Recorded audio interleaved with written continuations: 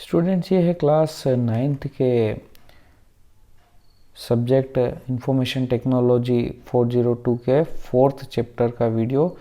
Chapter का नाम है इलेक्ट्रॉनिक स्प्रेडशीट।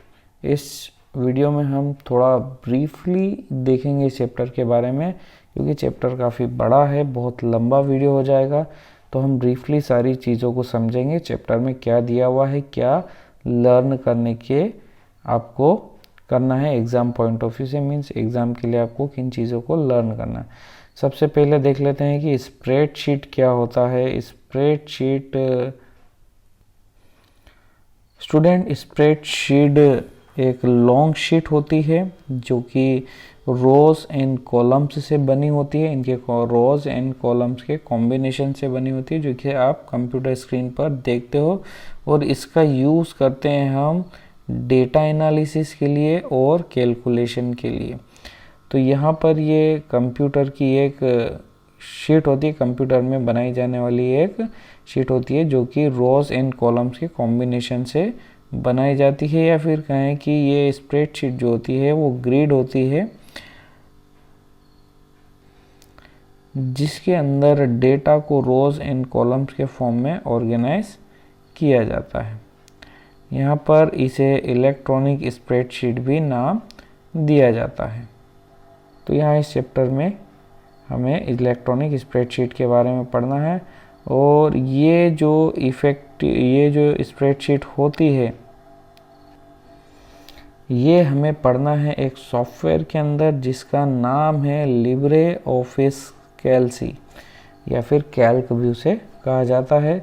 और ये जो लिब्रे ऑफिस कैल्क है ये लिब्रे ऑफिस सूट के अंदर आता है।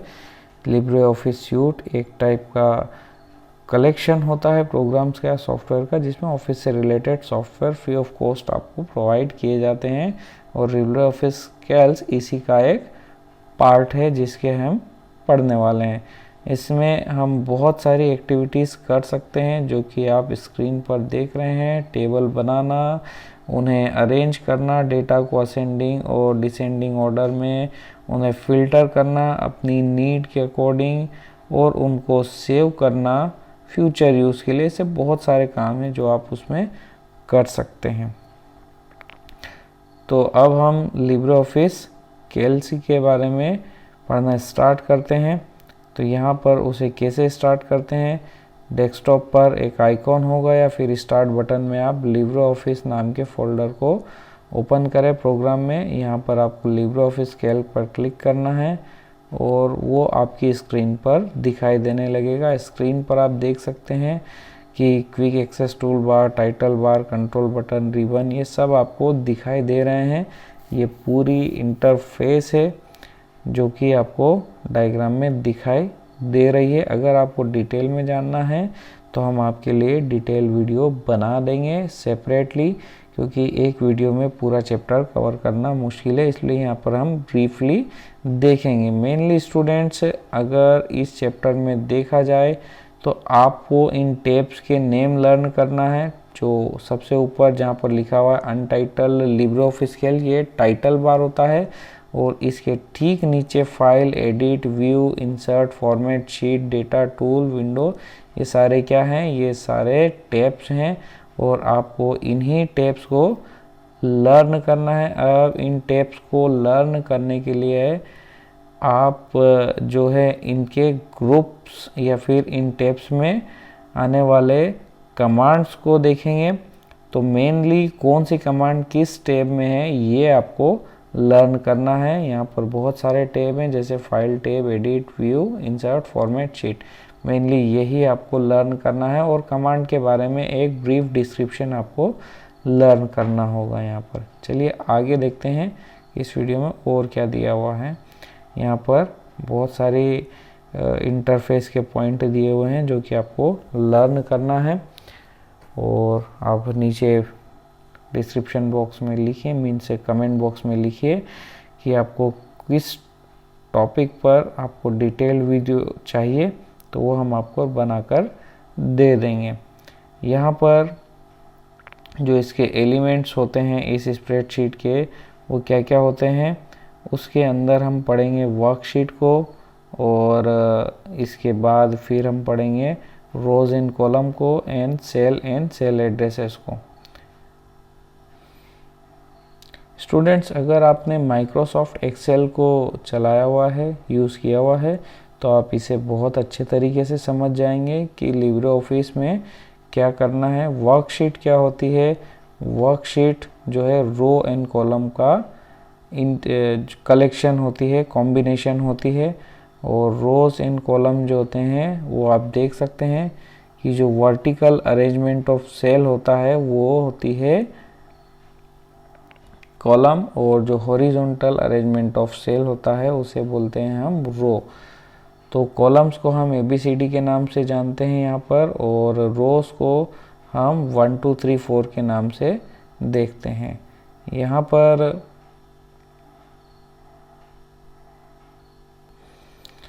यहाँ पर कितनी रोज है, कितनी कॉलम्स है, यहाँ पर आप स्क्रीन पर देख ही रहे होंगे कि एक शीट के अंदर कितनी रोज आ रही है और कितने कॉलम्स आ रहे हैं। यहाँ पर जो ये बॉक्सेस आप देख रहे हैं इन्हें बोला जाता है सेल। ठीक है, तो सेल का अरेंजमेंट होता है एक स्प्रेडशीट, इसमें कॉलम्स और रोज के फॉर्म में सेल्स को अरेंज किया जाता है, और एक पर्टिकुलर सेल का एड्रेस उन्हीं रो और कॉलम के नंबर्स के बेस पे किया जाता है। जैसे सेल का एड्रेस हो सकता है, यहाँ पर आपको दिखाई दे रहा है कि सेल का एड्रेस A1 है, मीन्स यहाँ पर A और 1, एक कॉलम और 1 नाम की रो पर आपकी सेल सिलेक्टेड है। तो इस टाइप से आप उसे सेल एड्रेस को समझ सकते हैं। एक्टिव सेल क्या होता है? तो जिस सेल पर आपका कर्सर अभी है उसे एक्टिव सेल कहा जाता है। जैसे यहाँ पर कर्सर है अभी A1 वाली सेल के अंदर, इसलिए उसे हम एक्टिव सेल कहेंगे। यहाँ पर आपको दिखाई दे रहा होगा और ऊपर बॉक्स में आपको A1 लिखा हुआ दे रहा होगा जहाँ पर सेल का नाम लिखा हुआ है।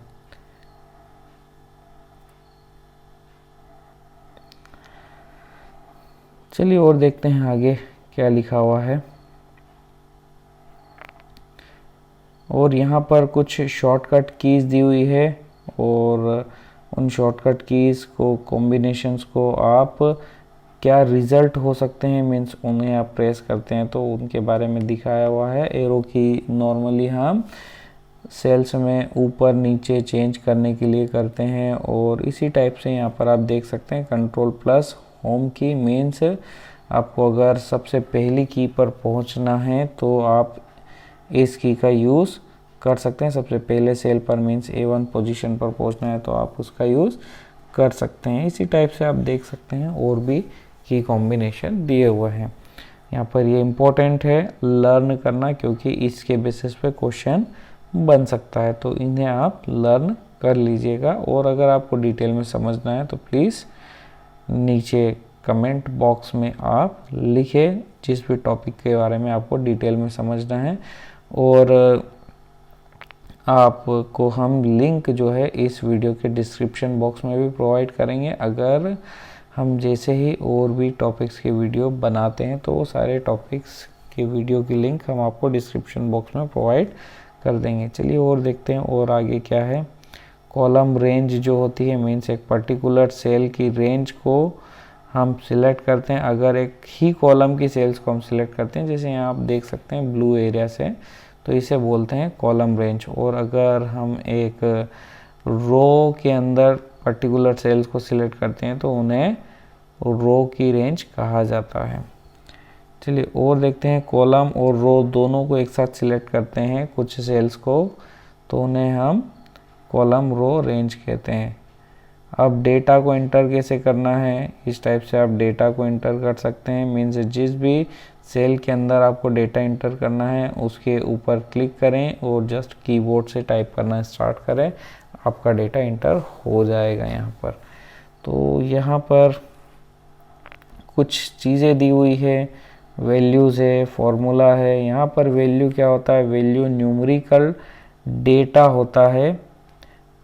न्यूमेरिकल डेटा मीन्स इसमें नंबर्स होते हैं, और नंबर्स में भी बहुत सारे टाइप्स होंगे यहाँ पर, इंटीजर और डेसिमल और इस प्रकार से और भी टाइप्स हैं। फॉर्मूला भी है, मीन्स ये भी एक डेटा का टाइप ही हो जाएगा। मीन्स यहाँ पर आप फॉर्मूला लिखते हैं और फॉर्मूले के बेसिस पे ऑपरेशन परफॉर्म होते हैं, प्लस माइनस मल्टीप्लाई डिवाइड, जो भी फॉर्मूला आप लगाना चाहें लगा सकते हैं। अगर आपने एमएस एक्सेल को प्रॉपरली यूज़ किया तो आप इन्हें अच्छे से समझ सकते हैं। यहाँ पे अगर आप डेटा इंटर कर रहे हैं तो यहाँ पर आप देख सकते हैं कि पहला ऑप्शन आता है लेबल का। लेबल में मीन्स कीबोर्ड पर आप कोई भी वर्ड या फिर कोई भी लेटर को टाइप करें तो वो लेबल हो जाता है, चाहे वो कोई लेटर हो या कोई नंबर हो या फिर स्पेशल सिंबल हो। और अगर आप यहाँ देखें तो वैल्यू हो जाते हैं केवल नंबर्स, और फॉर्मूला जो है वो किसी भी ऑपरेशन को परफॉर्म करने की एक लिए आप यूज़ करते हैं, जिसे हम स्टार्ट करते हैं इक्वल टू के साइन से। स्टूडेंट्स, आपको हम बता दें कि ये जो क्वेश्चन है वो बहुत ही इम्पोर्टेंट है कि फॉर्मूला स्प्रेडशीट के अंदर जब आप टाइप करते हैं तो सबसे पहले क्या टाइप करते हैं, तो फॉर्मूला टाइप करने से पहले इक्वल टू साइन टाइप करते हैं। मीन्स फॉर्मूला इक्वल टू से ही स्टार्ट होता है, तो ये बहुत इंपॉर्टेंट क्वेश्चन हो जाता है। और दूसरा कि जो न्यूमेरिकल डेटा है स्प्रेडशीट के अंदर उसे क्या कहा जाता है, तो उसे वैल्यूज़ कहा जाता है। और लेबल्स के अंदर सारे कैरेक्टर, सिंबल और नंबर्स आ जाते हैं, बट स्पेशल नंबर से आपको टाइप करना है तो वैल्यूज़। और फॉर्मूला स्टार्ट होता है इक्वल टू साइन से, तो इसे आप ज़रूर याद रखें। चलिए कुछ मैथमेटिकल ऑपरेटर्स देख लेते हैं कि एडिशन को कैसे लिखा जाता है, सब्ट्रैक्शन, मल्टीप्लिकेशन, डिवीज़न और एक्सपोनेंशियल मीन्स पावर का साइन आपको दिया हुआ है। और यहाँ पर और भी कुछ साइंस आपको दिए हुए हैं जो कि आप मैथमेटिकली समझ सकते हैं। अगर आपको स्प्रेडशीट का यूज़ स्टूडेंट्स हम कैलकुलेशन के लिए करते हैं, इसलिए हम सारे फॉर्मूलाज और उनसे रिलेटेड मैथमेटिकल ऑपरेटर्स के बारे में यहाँ पर पढ़ रहे हैं, क्योंकि स्प्रेडशीट का यूज़ करके हम बहुत सारा हेवी कैलकुलेशन भी कर सकते हैं। तो आप देख सकते हैं कि यहाँ पर नीचे किसी भी फॉर्मूला को परफॉर्म करने के लिए क्या आपको टाइप करना होता है और किस प्रकार से वो आपको रिजल्ट देते हैं। एक पर्टिकुलर सेल के अंदर ये अगर टाइप करेंगे तो आपको इस टाइप से रिजल्ट उसके मिलेंगे। ये फार्मूलाज को अगर आपके पास कंप्यूटर है तो प्लीज़ ट्राई करें और परफॉर्म करके रिजल्ट खुद देखें। चलिए, तो कैलकुलेशन वर्क तो आप इसमें कर ही लेंगे। अब आगे बढ़ते हैं। यहाँ पर फॉर्मूलाज आप डायरेक्ट सेल एड्रेस के नाम पर भी लिख सकते हैं, जैसे ए और बी और सी कॉलम के अंदर कुछ वैल्यूज़ लिखी है, आपको उन तीनों का मल्टीप्लाई करना है, तो आप इस प्रकार से फॉर्मूलाज बना सकते हैं। जैसे यहाँ equal to A2 B2 C2 लिखा हुआ और बीच में मल्टीप्लाई का साइन है, मीन्स यहाँ पर इन तीनों के वैल्यूज़ के मल्टीप्लिकेशन ऑटोमेटिकली आ जाएगा। जैसे आप वैल्यूज़ को चेंज करेंगे तो भी वहाँ पर मल्टीप्लिकेशन हो जाएगा। चलिए अब आगे बढ़ते हैं। तो ये फॉर्मूलाज आपको लर्न करना होंगे। मेनली यहाँ पर जो क्वेश्चन बनता है कि फॉर्मूला स्टार्ट करने के लिए आप कौन सा सिंबल प्रेस करते हैं, तो इक्वल टू का साइन प्रेस करते हैं हम। ये बहुत ही इंपॉर्टेंट क्वेश्चन हो जाता है। Formula start with equal to sign. चलिए और आगे देख लेते हैं। अगर आप इस टाइप से फॉर्मूला लिखते हैं तो ये गलत हो जाता है, यहाँ पर बुक में दिया हुआ है। इस टाइप से आप फॉर्मूला न लिखें, वो अप्लाई नहीं हो पाएगा। चलिए और आगे देख लेते हैं कि और बुक में क्या दिया हुआ है। मेनली आपको पिछले वीडियो में भी हम बता चुके हैं कि आपको टेप्स का बहुत ध्यान रखना है। टेप्स लिखते समय मीन्स टेब को लर्न करना है आपको। मीन्स कोई भी कमांड आपको दी हुई है तो एग्ज़ाम में क्वेश्चन आएगा मेनली उसके टेप से रिलेटेड, कि भैया ये जो कमांड है ये कौन से टेब में आपको प्रोवाइड की जाएगी। तो आपको वो टेब का नाम और उस कमांड का नाम याद होना चाहिए कि पर्टिकुलर कमांड कौन से टेब में मिल रही है। यहाँ पर एग्जाम्पल दिए हुए हैं फॉर्मूलाज के, रिजल्ट आपको लिखने हैं तो वो तो आप लिख ही लेंगे। यहाँ पर अब हम फंक्शंस का यूज़ करेंगे। फंक्शंस क्या होते हैं? फंक्शंस जो होते हैं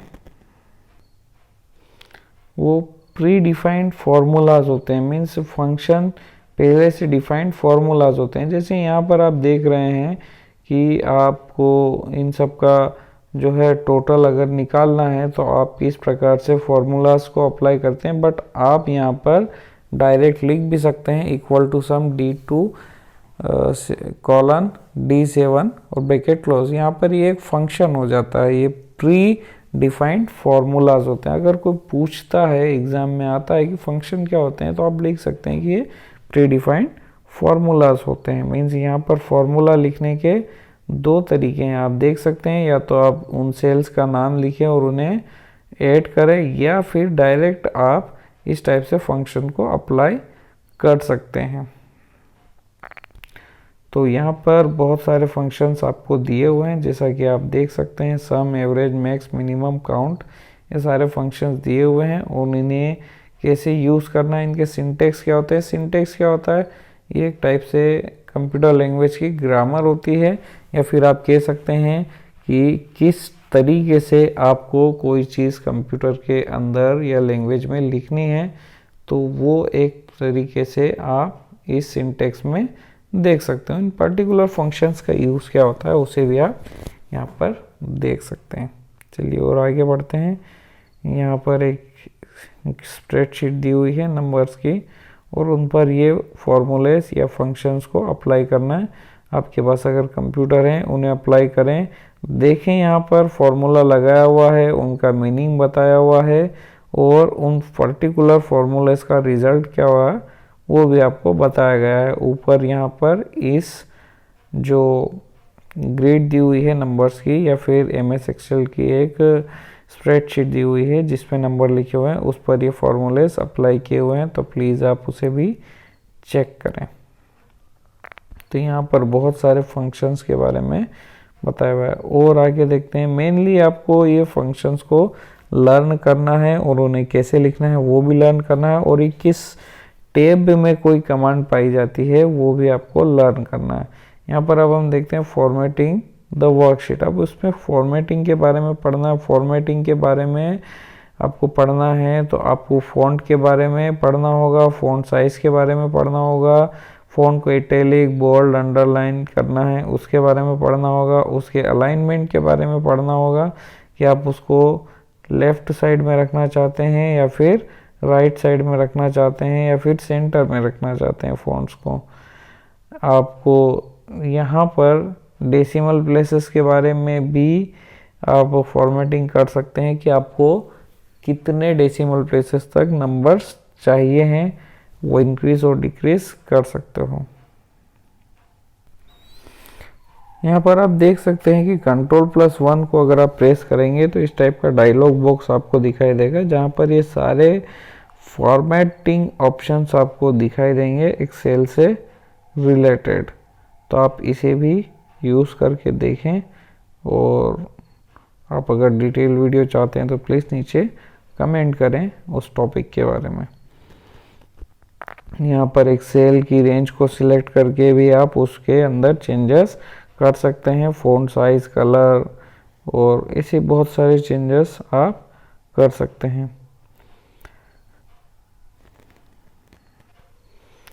यहाँ पर आप डेट लिखने के अलग अलग फॉर्मेट्स को भी देख सकते हैं। अलग अलग किस तरीके से डेट्स लिखी जाए वो भी आपको इस सॉफ्टवेयर में देखने को मिलेगा। डेट, टाइम कैसे लिखा जाए वो सारा आपको इसमें देखने को मिलेगा।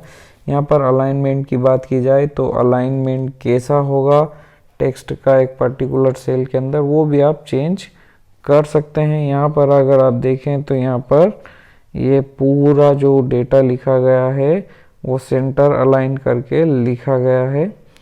आप आगे भी देख सकते हैं कि speed Ekam of data entry means अगर आपको डेटा एंट्री को स्पीड करना है तो मीन्स डेटा एंट्री की स्पीड को बढ़ाना है तो किस प्रकार के ऑप्शंस का आप यूज़ कर सकते हैं।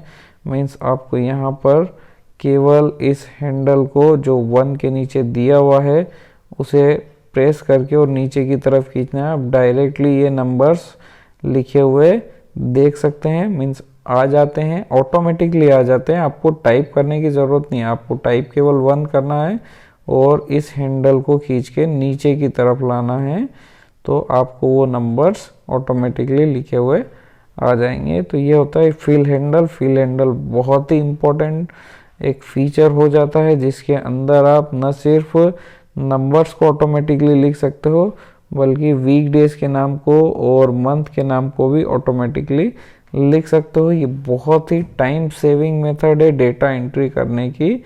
फिल हैंडल वाली जो मेथड है, वो फिल हैंडल का जो ऑप्शन है उसकी हेल्प से पूरी नंबर की सीरीज आप लिख सकते हो।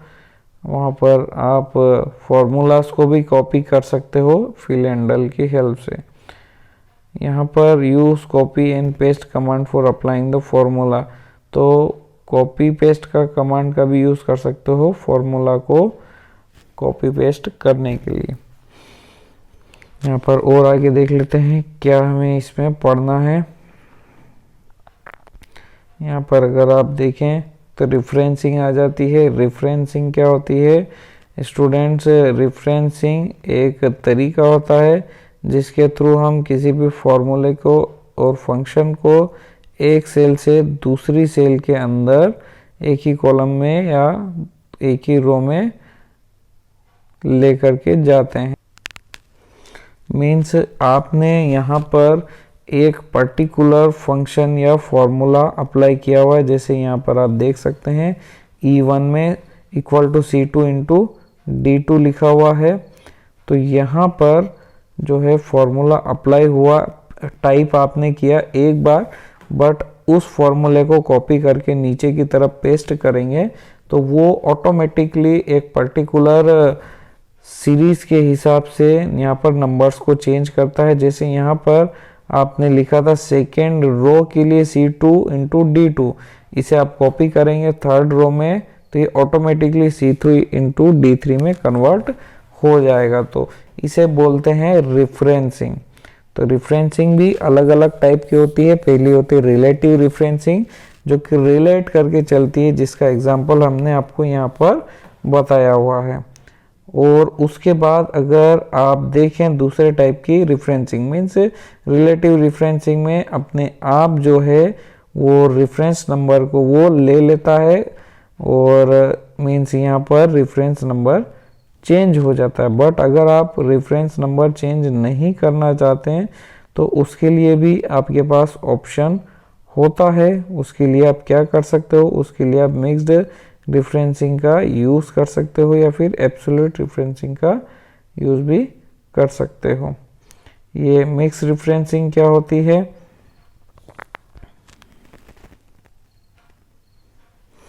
मिक्स रिफरेंसिंग में हम डॉलर साइन का यूज़ करते हैं। जिस भी पर्टिकुलर कॉलम या रो को हमें फिक्स करना होता है उस पर हम डॉलर का साइन लगा देते हैं। और यहाँ पर आप देख सकते हैं H2C$14, मतलब अगर आप इस फॉर्मूले को कहीं दूसरी जगह पर कॉपी करोगे तो वहाँ पर यहाँ पर H भी बदल जाएगा, 2 भी बदल जाएगा, C भी बदल जाएगा, बट 14 के पीछे डॉलर लिखा हुआ है तो ये 14 चेंज नहीं होगा। इसी टाइप से अगर आपको दूसरी चीज़ें चेंज करना है तो उसके पीछे डॉलर साइन लगा देते हैं। बट आपको इन चारों चीज़ों को चेंज करना है तो आपको डॉलर साइन लगाना पड़ेगा सभी के पीछे, और उस कंडीशन में उसे बोला जाएगा एब्सोल्यूट रिफरेंसिंग। यहाँ पर आप देख सकते हो उन दोनों के पीछे जो है यहाँ पर डॉलर का साइन लगा हुआ है, मीन्स ये होता है एब्सोल्यूट रिफरेंसिंग का एग्जाम्पल। तो यहाँ पर अब अगली चीज़ हम पढ़ लेते हैं, creating charts and using spreadsheet, means chart के बारे में पढ़ लेते हैं। अब हमें ये भी देखना होगा कि चार्ट कैसे बनाया जाता है। तो यहाँ पर अगर हम नीचे देखें तो कितने टाइप के चार्ट आप बना सकते हो। नॉर्मली यहाँ पर आपको दिया हुआ है column chart, bar chart, line chart, pie chart और XY स्कैटर चार्ट। और भी चार्ट आप बना सकते हो, यहाँ पर ऑप्शन दिए हुए हैं। सॉफ्टवेयर के अंदर बहुत सारे ऑप्शन आपको दिए हुए रहते हैं। मैथ्स में भी आपने पढ़ चुके होंगे कि ये चार्ट क्या होते हैं। यहाँ पर स्टेप दी हुई है, स्टेप को फॉलो करेंगे तो आप चार्ट बना सकते हैं। यहाँ पर आपको एग्जाम्पल दिया हुआ है, इस एग्जाम्पल के थ्रू आप चार्ट को बना सकते हैं। इसके बाद क्वेश्चन आंसर आ जाते हैं। तो बस यही कुछ टॉपिक्स थे जो आपको इस चैप्टर में पढ़ना होते हैं। दोस्तों चार्ट क्या होता है? चार्ट जो है किसी भी डेटा को प्रेजेंट करने का एक पिक्टोरियल फॉर्म होता है, ग्राफिकल फॉर्म होता है, जो आपको पढ़ना होगा इस चैप्टर में। मीन्स आपको डेटा दिया जाएगा और उसके बेसिस पे चार्ट कैसे बनाना है वो आपको इसमें करना होगा। न्यूमेरिकल डेटा होता है नॉर्मली ये, जिससे हम चार्ट बनाते हैं। तो दोस्तों यही था इस चैप्टर के बारे में।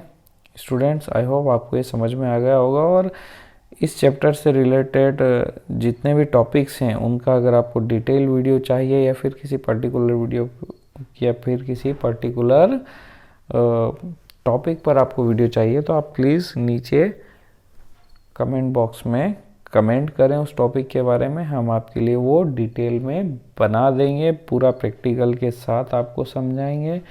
और अभी इस वीडियो में ज़्यादा डिटेल में हम आपको नहीं समझा सकते क्योंकि हमें ये शॉर्ट में बनाना है। फिर भी ये वीडियो काफ़ी लंबा हो चुका है, हमने हर चीज़ को आपको ब्रीफ में समझाया है। तो आई होप आपको थोड़ा बहुत आइडिया लग गया होगा। एग्ज़ाम पॉइंट ऑफ व्यू से देखें तो आपको केवल टैब्स के नाम लर्न करना है कि कोई पर्टिकुलर कमांड कौन सी टैब में है, और पर्टिकुलर कमांड की डेफिनेशन लर्न करना है कि उस कमांड के थ्रू आप क्या कर सकते हो। बोर्ड एग्ज़ाम के लिए ये बहुत इंपॉर्टेंट है क्योंकि बोर्ड एग्ज़ाम में आपको डायरेक्ट क्वेश्चन नहीं आएंगे, इनडायरेक्टली वो कमांड्स को पूछेंगे। तो उसके लिए आपको अभी से प्रिपेयर होना पड़ेगा। सो स्टूडेंट्स, आई होप आपको ये चीज़ें समझ में आ गई होगी। मैं मिलता हूँ आपसे अगले वीडियो में, तब तक के लिए good bye, take care.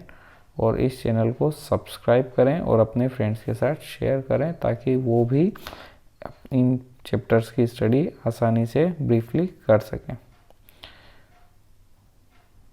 Good bye, take care.